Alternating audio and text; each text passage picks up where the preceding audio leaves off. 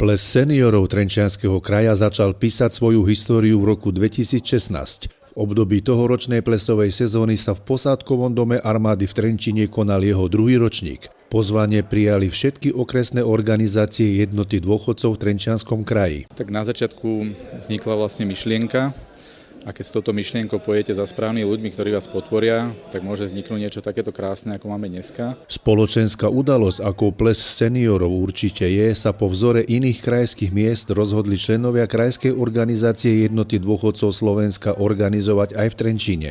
Som rada, že sa nám to podarilo v Lani, no a tento rok bol záujem takisto veľký a nie len, že si senior zaslúži, ale patrí sa, lebo plesy a bály vždy zušľachťovali človeka.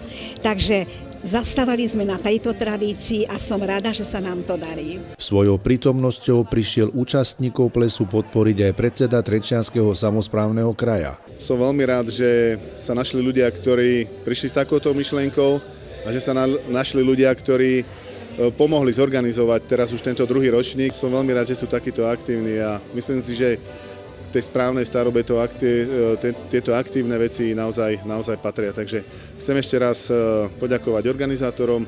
Som rád, že aj Trenčiansky samosprávny kraj mohol podporiť toto podujatie. Organizátori plesu minulý rok podporili vybudovanie rozhľadne na Skalke čiastkou 1 000 eur. Tento rok sa spolu so sponzormi plesu rozhodli zakúpiť 3-týždňové liečebné pobyty v celkovej hodnote 1800 eur do maďarského kúpeľného mesta Šoproň pre malého Šimonka z Moravského Lieskového. Som veľmi rád, že tento ples podporili aj dvaja, je to relatívne poviem, najmocnejší muži v kraji, a to je predseda Trenčianskeho samosprávneho kraja, pán Baška, a primátor mesta Trenčín, pán Rybníček, ktorí sa nielen cez svoje úrady podporili tento ples, ale vložili sa do toho osobne a pomáhali nám oslovať sponzorov.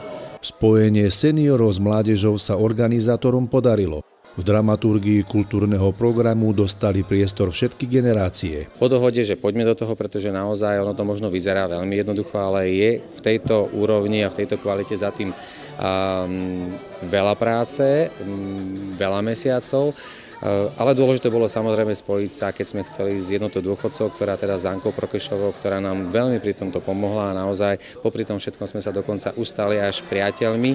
A tamto potom už naozaj v rámci tej spolupráce nabralo také obrátky, že sme si povedali, že to zmysel má. Čo znamená ples pre seniorov? Tak ako som v svojom vstupnom príhovore povedala, že tie 4 písmenká, to je priateľské, láskyplné, elegantné stretnutie seniorov pre potešenie tela i duše.